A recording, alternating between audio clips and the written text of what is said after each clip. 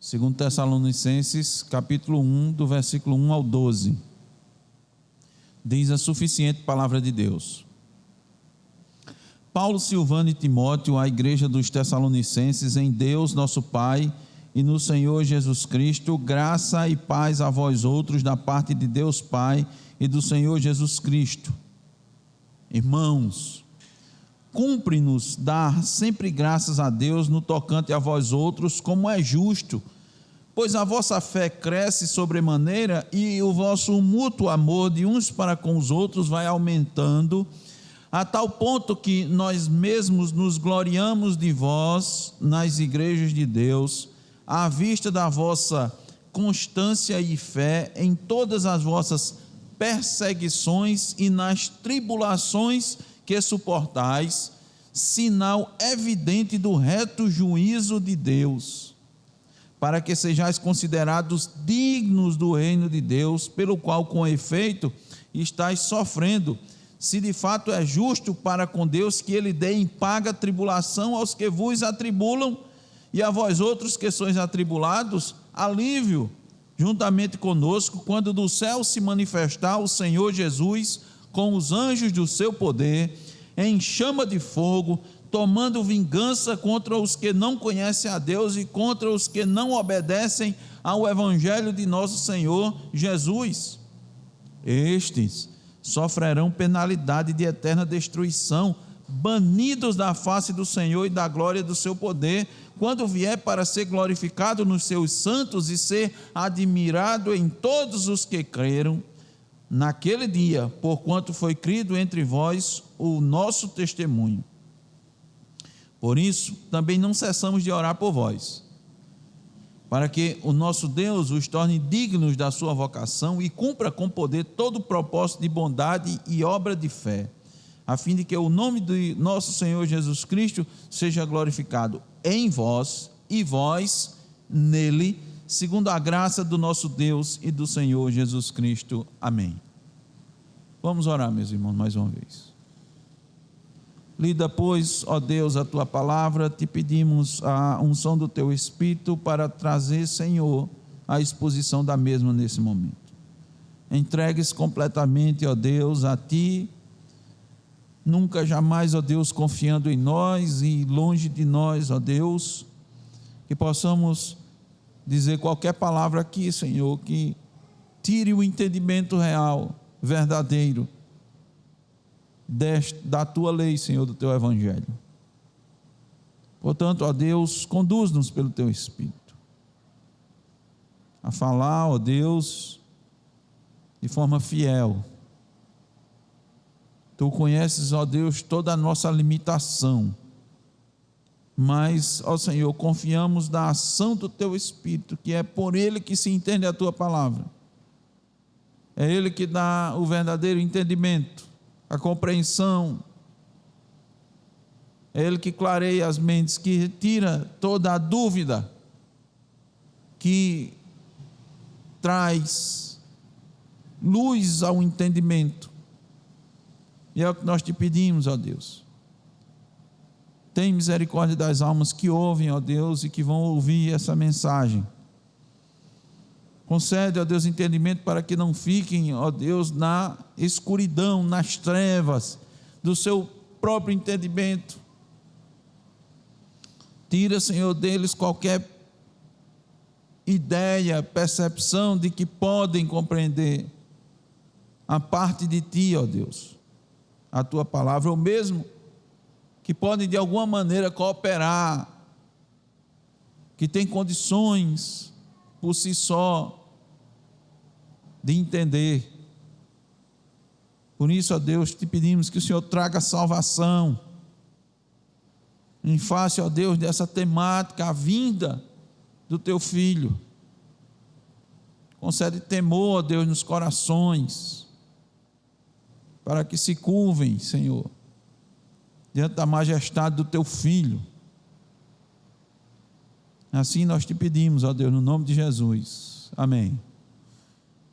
Irmãos, já queremos trazer o título do sermão dessa noite, que é o propósito da revelação da vinda de Cristo para o crente. Eu vou repetir. O propósito da revelação da vinda de Cristo para o crente. O conteúdo desta segunda carta, ela não difere muito da primeira carta. E isso é um fato muito interessante, porque Paulo não tem qualquer dificuldade de tratar dos mesmos assuntos, caso seja necessário. E se os irmãos devem se lembrar, o apóstolo Pedro também fez a mesma coisa. Interessante, nas suas epístolas, ele disse: eu sei que vocês sabem, eu sei que vocês são instruídos nesse assunto, mas eu quero aqui reforçar, eu quero ratificar essa temática. Eu quero que vocês a tenham em mente e tragam para vocês isso segurança, para que vocês se mantenham firmes nessa direção. Não só aos Tessalonicenses, mas Paulo também escrevendo aos irmãos de Filipos, lá no capítulo 3, versículo 1 da sua carta, ele diz: resta, irmãos meus, que vos regozijeis do Senhor.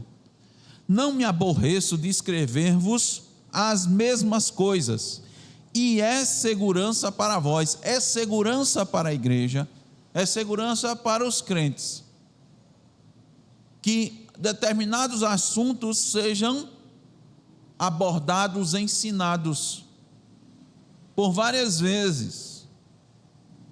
E isso, inclusive, isso é uma tranquilidade muito grande, uma instrução para os ministros, eu abro um parêntese nesse sentido, que não se preocupem com essa questão, caso seja necessário, principalmente porque nos nossos dias, irmãos, há mais do que nunca, mais do que nunca, eu digo, com toda segurança, que nos nossos dias há uma ânsia muito grande por novidades. As pessoas enjoam com facilidade, principalmente da liturgia da igreja, dos cultos. As pessoas enjoam, as pessoas querem novidades no culto, elas querem coisas diferentes, porque elas dizem, essa mesma liturgia é cântico, oração, pregação, não tem nada novo.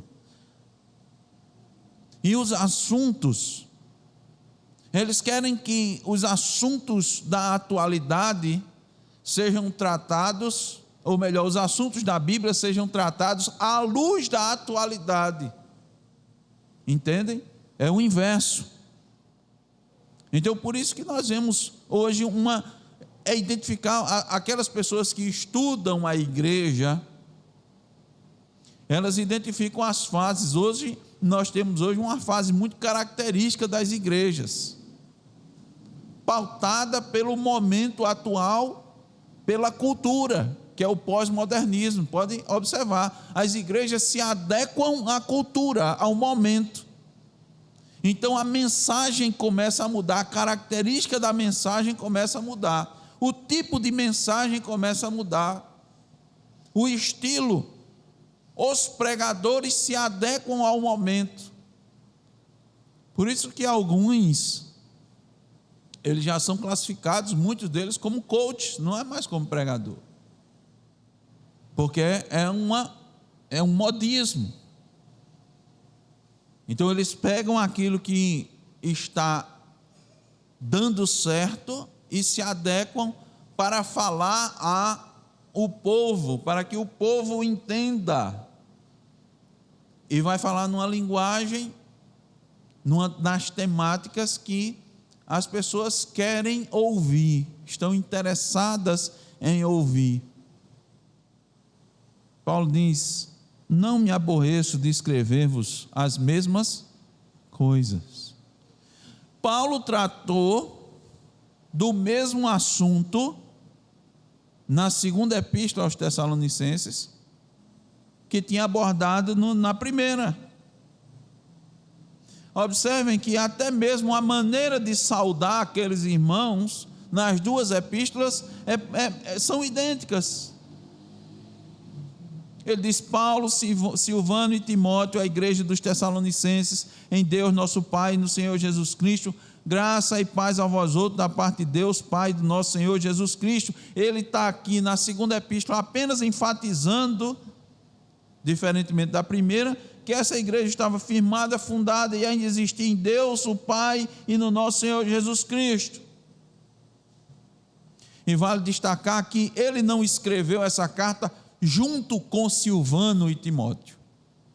Silvano ou Silas.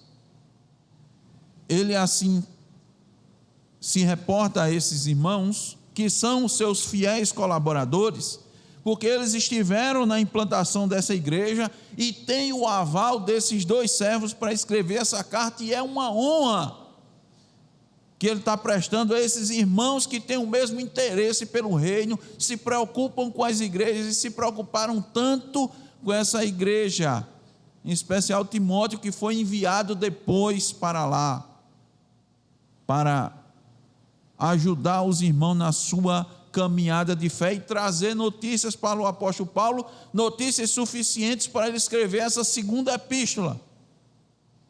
Todas as duas cartas Paulo escreveu de Corinto, ele estava lá em Corinto. Possivelmente, calculam os melhores comentaristas, historiadores, que tem havido um intervalo de no máximo 1 ano entre a primeira e a segunda carta. Na primeira, havia a necessidade principal de trazer orientação, instrução a respeito dos irmãos que já haviam morrido e a sua relação com a volta de Cristo. Aqueles irmãos estavam inquietos com o entendimento de que Cristo estava às portas de vir, e eles não tinham certeza como iriam ficar os mortos. Havia alguma desvantagem para com aqueles que estavam vivos, ou quem estava morto? O que é que iria acontecer? E claro, irmãos, aquela questão de quando Cristo iria voltar, como ele iria voltar, esses assuntos, por um lado, estavam deixando os irmãos inquietos, mas havia uma turma, ou seja, dentro da própria igreja, que ficaram muito relaxados com esse fato. Por isso que as últimas palavras do apóstolo Paulo na sua primeira carta foi para instruir esses irmãos e torná-los mais maduros. E graças a Deus, irmãos, isso de fato aconteceu. Observem aí no versículo 3 de 2 Tessalonicenses 1 que lemos: irmãos, cumpre-nos dar sempre graças a Deus no tocante a vós outros, como é justo, pois a vossa fé cresce sobremaneira e o vosso mútuo amor de uns para com os outros vai aumentando. Olha só, aqueles irmãos de fato estavam amadurecendo, só que enquanto uns estavam crescendo, uns receberam as instruções. Isso acontece muito nas igrejas, irmãos, acontece muito. Todos recebem a mesma instrução, alguns ficam bem atentos, e eles prestam bastante atenção, mas não só sob a perspectiva do intelecto. Eles olham para as suas vidas e dizem: o que Deus quer que eu faça. Eles olham para a exposição do sermão, veem as aplicações que são feitas, e eles vão procurar fazer isso nas suas vidas. Então, alguns dos irmãos, ou eu diria que com toda certeza, pela maneira como o apóstolo Paulo se dirige nessa segunda epístola, muitos irmãos receberam essas instruções, os irmãos de Tessalônica. Outros resistiram aos ensinos de Paulo. Por isso, Paulo retoma o assunto da segunda vinda e traz mais instruções, traz exortações, admoestações e até reprimendas para aqueles irmãos que insistiam em não receber as orientações vindas da parte de Deus. Os irmãos lembram que Paulo diz: vocês, irmãos, receberam a palavra não como de homem. Então, minha palavra, quando eu preguei, vocês receberam como vindo da parte de Deus, mas nem todos. Isso acontece muito na igreja. Olha, quer ver, irmão, como ele traz reprimenda? Pule um pouquinho aí de 2 Tessalonicenses do capítulo 1, vá até o capítulo 3. Olha o versículo 11. Diz assim: porquanto ouvimos que alguns entre vós andam desordenadamente, não trabalhando, antes fazendo coisas vãs. E olha o 14, versículo 14. Mas se alguém não obedecer à nossa palavra por esta carta, notai o tal, e não vos mistureis com ele, para que se envergonhe. Aqui temos, irmãos, uma clara disciplina. Neste primeiro capítulo, irmãos, Paulo vai abordar o propósito da revelação da vinda de Cristo, mas para duas categorias. Nessa noite, nós vamos nos deter nos versículos que mostram o propósito da revelação da vinda de Cristo para o crente. Paulo vai falar também do descrente. Permitindo Deus, na próxima exposição nós vamos mostrar isso. Hoje falaremos do propósito da revelação da vinda de Cristo para o crente. E o primeiro propósito é o aperfeiçoamento por meio do sofrimento. Vamos ler novamente o versículo 3, o versículo 4 e o 5.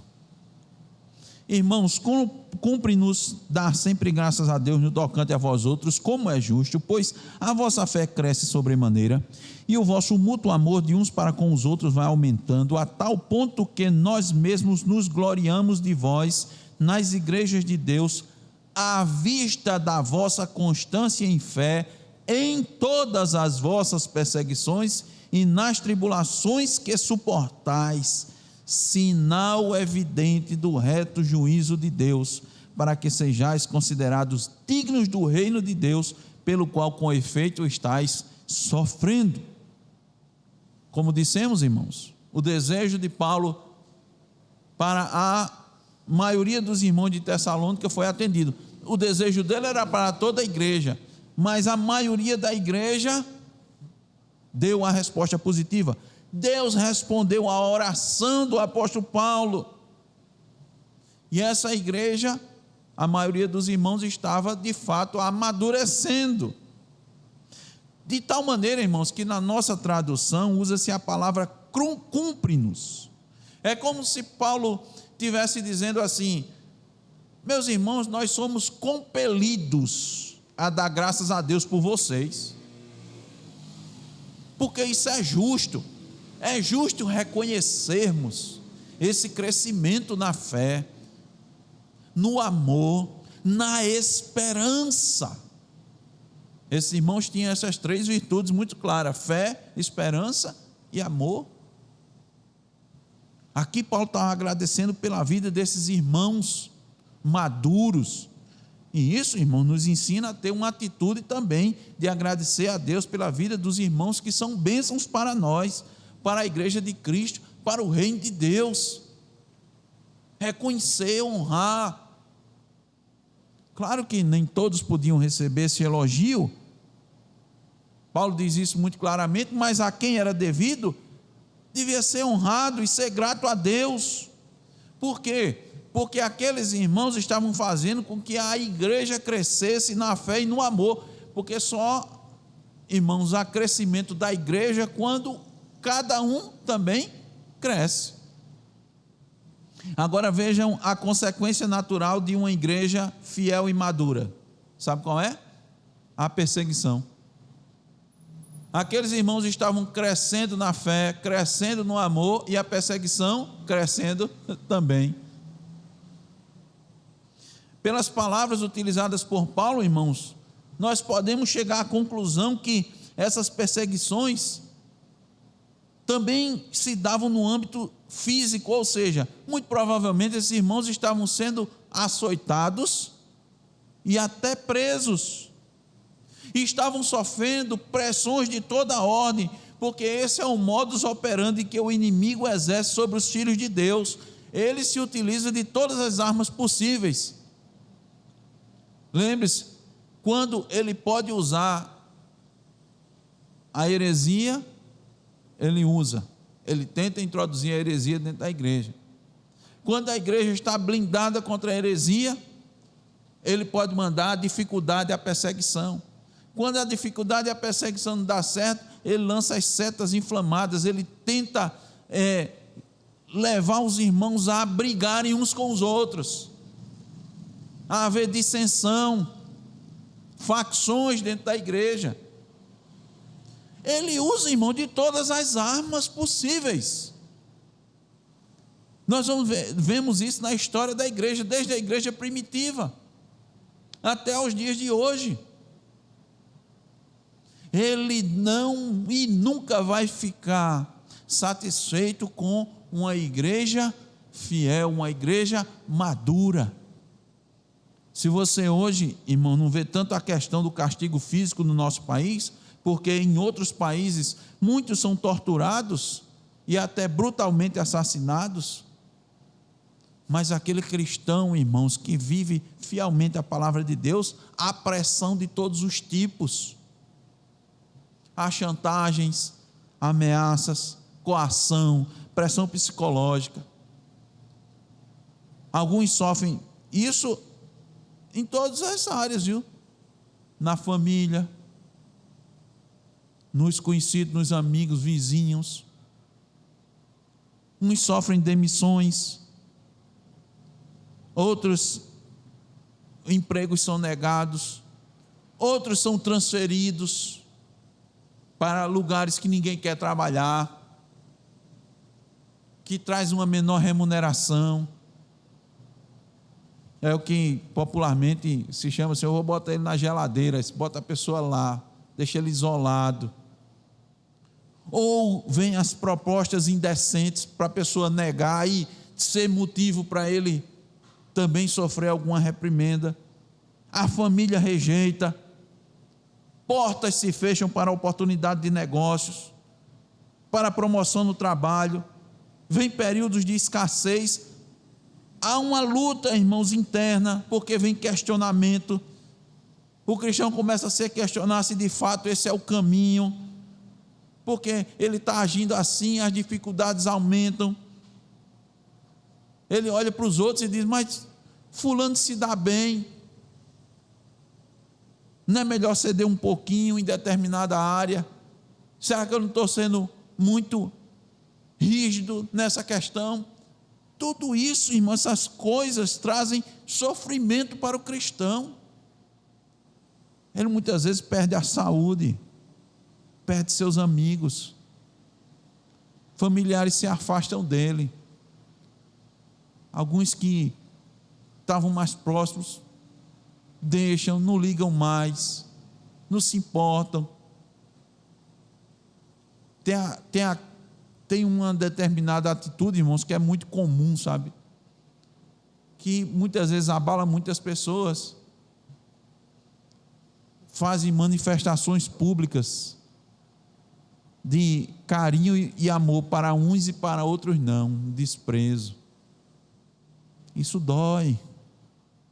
A questão, irmãos, é que este mundo para o cristão não é um parque de diversões, é um campo de batalha contra um inimigo muito poderoso.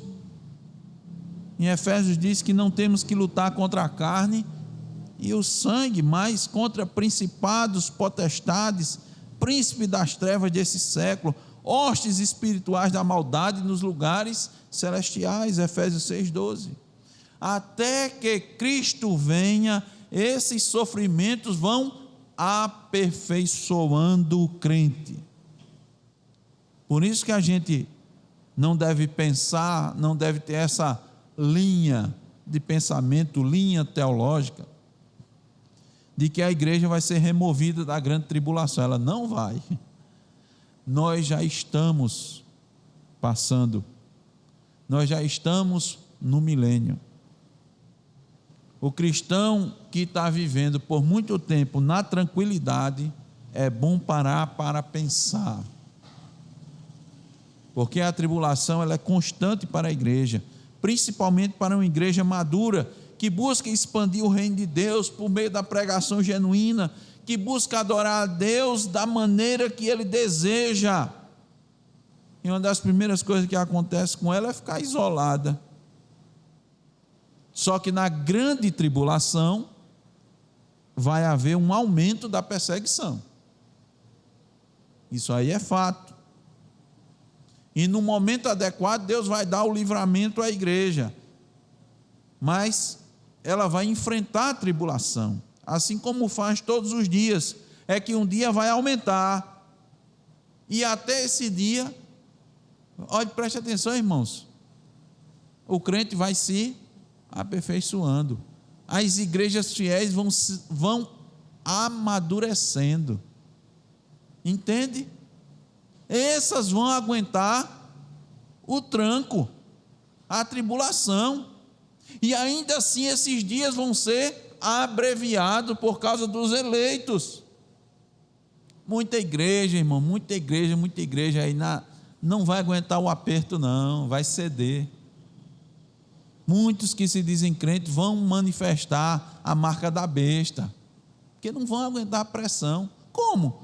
Não estão sendo aperfeiçoados, não estão sendo aperfeiçoados pelo sofrimento. Aguenta? Eu pergunto aos irmãos, aguenta uma pessoa que nunca sofreu, que nunca passou dificuldade, no primeiro arroxo ele não aguenta. Mas aquele que está sendo preparado, paulatinamente, enfrentando, ele vai renunciando. Ele tem uma vida de renúncia constante. Vai ser fácil. No dia que pedir a vida dele, ele disse: eu já entreguei. Eu já entreguei faz tempo.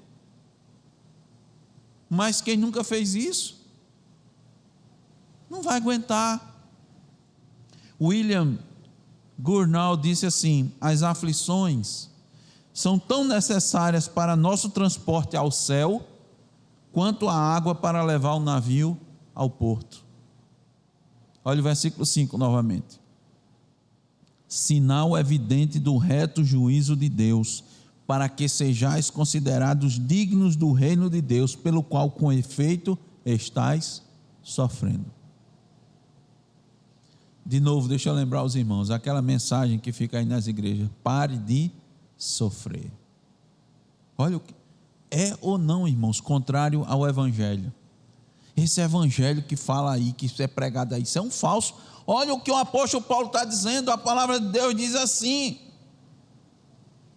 para que sejais considerados dignos do reino de Deus, pelo qual com efeito estáis sofrendo. Se você está sofrendo pelo reino de Deus, irmãos, Cristo disse assim: bem-aventurados sois.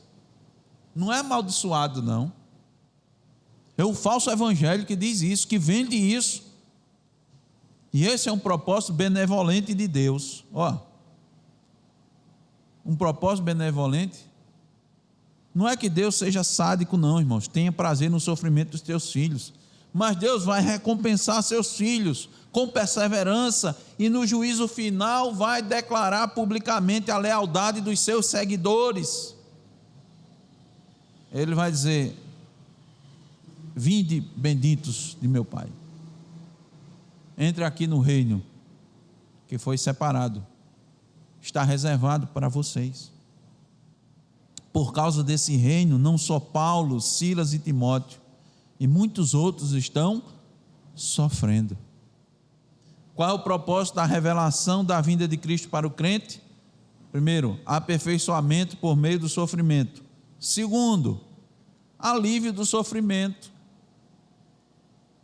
Deus nunca, irmão, Deus não deseja um sofrimento contínuo aqui para a gente, não. Ele também dá alívio.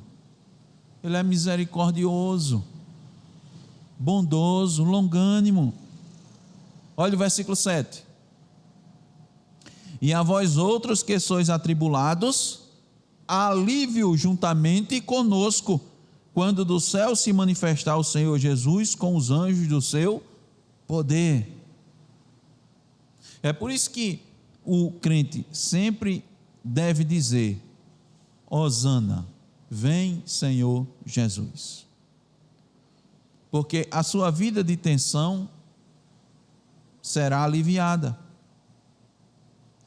É com a revelação de Cristo que o crente vai desfrutar do total e completo alívio. Mas Deus, irmãos, é justo e vai dar um justo alívio àqueles que têm suportado e perseverado em sua valente batalha em prol do reino. Então, em alguns momentos, Deus dá, irmãos, esse descanso. Observem, depois da perseguição levantada com a morte de Estevão, os irmãos sabem lá na narrativa de Atos dos Apóstolos, foi muito forte. Deus concedeu um alívio. Lá em Atos 9:31 diz assim: assim, pois, as igrejas em toda a Judéia e Galiléia e Samaria tinham paz e eram edificadas e se multiplicavam, andando no temor do Senhor e consolação do Espírito Santo. Mas antes disso a perseguição foi ferrenha. Estevão foi apedrejado, irmãos, e Saulo de Tarso concordando com tudo aquilo. Esse descanso é uma amostra do descanso eterno. Projeta o descanso que resta para os santos após a morte na sepultura e na vinda do Senhor e para toda a eternidade. Quando descansarem de todo o seu trabalho, se libertarem do pecado, das tentações de Satanás e, igualmente, das perseguições dos homens. Mas esse descanso não dura muito tempo. Normalmente é para recompor as forças. O crente deve estar sempre pensando no descanso que vai ocorrer na revelação de Cristo. Quando Cristo se manifestar, é o que o apóstolo Paulo está dizendo aqui para esses irmãos.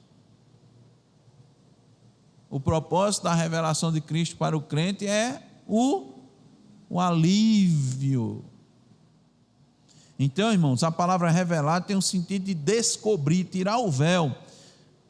No momento a gente ainda não contempla tudo isso, toda a glória de Cristo, essa revelação, mas quando ele for revelado na sua majestade, ou seja, quando ele descer majestosamente do céu, na parousia nós contemplaremos a grandeza de Cristo e seremos definitivamente aliviados.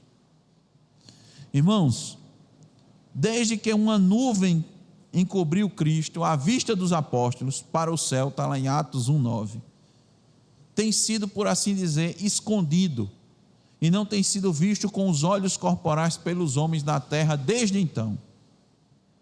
Tanto é que Cristo disse: quando dissereis aqui o Cristo, não acrediteis. Ele está lá. Estevão pôde contemplá-lo quando estava para ser recebido por ele. Paulo teve um vislumbre por enxergar até o terceiro céu, está lá em 2 Coríntios 12:4.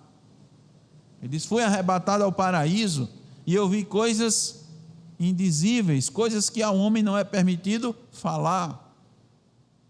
O que essas palavras são, irmãos? De esperança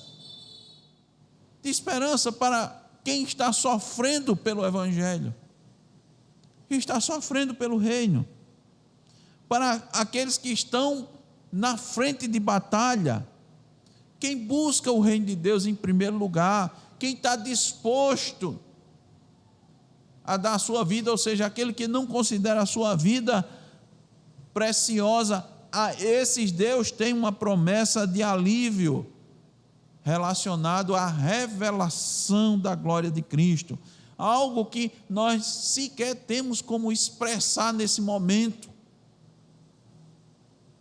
Por isso que Paulo disse: eu vi coisas que ao homem não é nem permitido dizer. Imagine como não será quando tudo isso estiver claro, revelado, o véu tiver sido tirado. Como não será o alívio dessa luta? Você vai sentir de fato completamente esse alívio das agruras da vida, das investidas de Satanás. Essa palavra para o crente é de esperança, para que ele não desfaleça na sua luta. Continue firme, que a promessa de alívio é real. Continue perseverando contra seu coração enganoso e corrupto, contra seus pecados, suas mazelas. Continue chorando para ser a semelhança de Cristo. Um dia você vai ser aliviado. Aqueles que não choram não vão receber alívio. Na verdade, vão desejar morrer, mas não receberão esse benefício. Só que aqueles que sofrem pelo Evangelho, sim. Os que não sofrem, é interessante isso. Preste bem atenção, irmãos. Quem não sofre hoje pelo Evangelho, vai sofrer uma penalidade eterna. O sofrimento é uma realidade na vida do crente. Por isso que Paulo diz: as aflições desse presente século não hão de se comparar àquilo que há de ser revelado, aquilo que a gente vai experimentar. Não tem como comparar. Quem hoje não sofre por querer fazer a vontade de Deus, vão tentar se livrar da ira do Cordeiro. Os irmãos lembram como vai ser? Eles vão dizer: montes caiam sobre mim. Só que eles não vão ser atendidos. Por isso que o salmista diz: aqueles que semeiam com lágrimas, com cantos de alegria colherão. Aquele que sai chorando enquanto lança a semente, voltará com cantos de alegria, trazendo os seus feixes. Quem chora, irmãos, pelo reino, terá um alívio indizível e vai colher os seus feixes. Qual é o propósito da revelação da vinda de Cristo para o crente? Em primeiro lugar, aperfeiçoamento por meio do sofrimento. Em segundo lugar, alívio do sofrimento. Em terceiro lugar, glória por causa do sofrimento. Essa é a terceira lição que eu trago para os irmãos, e com essa última lição nós vamos encerrando o sermão. Olha o versículo 10. Quando vier para ser glorificado nos seus santos e ser admirado em todos os que creram, naquele dia, porquanto foi crido entre vós o nosso testemunho. Hendrickson diz que o significado da segunda vinda de Cristo, para aqueles que pela soberana graça depositaram sua esperança nele, é aqui demonstrado. Glória por causa desse sofrimento. Esse versículo está intimamente ligado ao versículo 7 que acabamos de expor para os irmãos. Quando Cristo for revelado, os filhos de Deus receberão descanso, alívio. E esse descanso do qual irão desfrutar significa glória. Em primeiro lugar, glória para Ele, glória para Cristo. Cristo vai aparecer glorioso para os crentes. Ele virá em sua glória como Deus e como homem. Ele vai vir com autoridade, vai vir com majestade, como juiz de toda a terra, virá com a glória de todos os seus anjos. Vai ser um momento apoteótico. Pense, irmãos, quando algum atleta ou equipe consegue um grande feito olímpico, um recorde, uma medalha de ouro inédita para o seu país, normalmente é organizado um cortejo, não é? Eles passeiam pela cidade em carro aberto, o evento é anunciado e as pessoas vão para lá para poder contemplar e participar também daquele momento de glória. Alguns vão, nas cidades que tem aeroporto, vão até para o aeroporto receber, não é? Fazem comitivas. Então eles saem, irmão, na rua, em carreata, os vitoriosos são ovacionados, são cumprimentados, aplaudidos durante o percurso, o trânsito para, a imprensa toda faz a cobertura, em todos os canais de TV, em todos os canais do YouTube, as pessoas divulgam e todos têm conhecimento. Agora, e as pessoas vão para lá para quê? Para poder ter um pouquinho daquela glória, não é? Você se sente representado, você não se sente representado pelo seu país, aquela medalha, você torce pelaquela medalha, pelaquele feito. Agora imaginem, quando Cristo vier, a Bíblia está dizendo que sua glória vai ser dada aos santos. A alma dos santos vai ser dotada de perfeito conhecimento, de santidade. Nossos corpos serão semelhantes ao corpo glorioso de Cristo, e ambos brilharão como o sol.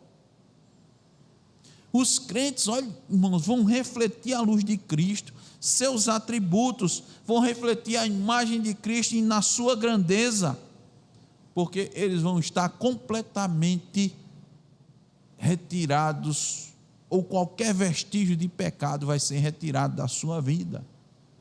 Isso vai trazer regozijo para Cristo, e Cristo vai ser glorificado em seus santos, e os santos vão glorificar Cristo. É uma via de mão dupla. Quem vai desfrutar dessa glória?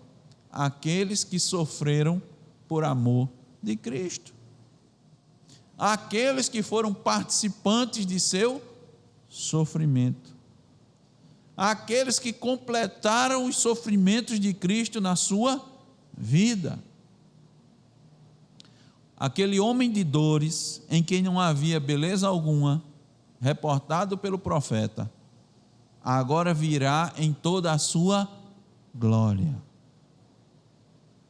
Seus santos sem o véu vão admirá-lo, vão poder contemplar sua real beleza, vão se surpreender com a sua graça, porque o profeta diz, olhava para ele e não via não via graça, irmãos. Não havia nada em Cristo assim que pudesse chamar a atenção. As pessoas procuram retratar, né, erroneamente, quebrando o mandamento de Jesus Cristo.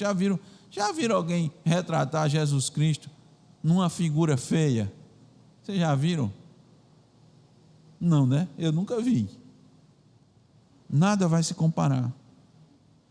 Esses aqui não vão mais se lembrar que por Cristo foram desprezados, perseguidos, caluniados, humilhados, maltratados e até mortos. Não vão mais lembrar disso. Não vão mais se lembrar da imundície de seus pecados, das suas inclinações da carne. Vão ser recebidos em glória. Cristo vai tomá-los nos seus braços. Depois vão ser colocados à sua direita e assentarão com ele em seu trono. Vão estar vestidos com vestes brancas, com coroas na cabeça. A face do homem que foi reprovado, negado, esbofeteado, rejeitado, que sofreu uma morte vergonhosa, não vai mais ser lembrada. Paulo está dizendo àqueles irmãos, todos vocês, incluindo os que já adormeceram em Cristo, sem exceção, os que creram na nossa pregação serão glorificados. Todos que sofreram por causa do Evangelho e perseveraram, serão glorificados em Cristo e Cristo em vocês. Essa mensagem, irmãos, deve ser de esperança, deve ser para se almejar a vinda de Cristo. Será que você consegue contemplar isso?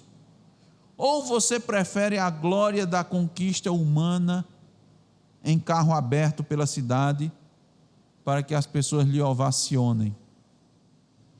Certa feita eu vi um filho de um artista do passado, bem conhecido. Normalmente quando eles morrem, faz-se um evento, um show, uma apresentação.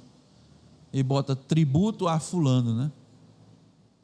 E aí organizaram um tributo, mas quando a pessoa ainda estava viva, e o filho dele disse: que adianta um tributo à pessoa morta, né? É melhor receber a glória, né? As glórias agora, em vida. Senão a pessoa não vai receber a glória. Está preocupado com a glória dos homens, o reconhecimento dos homens, a aprovação dos homens. Se você tiver com essa preocupação, certamente você não vai ver a glória de Cristo, nem vai experimentar essa glória. Só aqueles que têm sofrido pelo Evangelho vão experimentar isso. Por isso que só os que sofrem pelo Evangelho desejam que Cristo volte. Os outros dizem: agora não, deixa para mais um pouquinho, mais para frente, porque eles não esperam, eles não almejam essas coisas.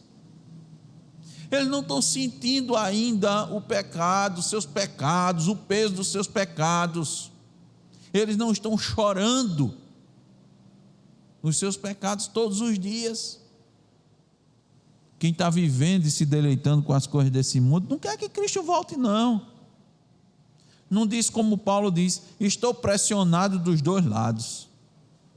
Desejo partir e estar com Cristo, que é muito melhor. Não pensa nisso, não.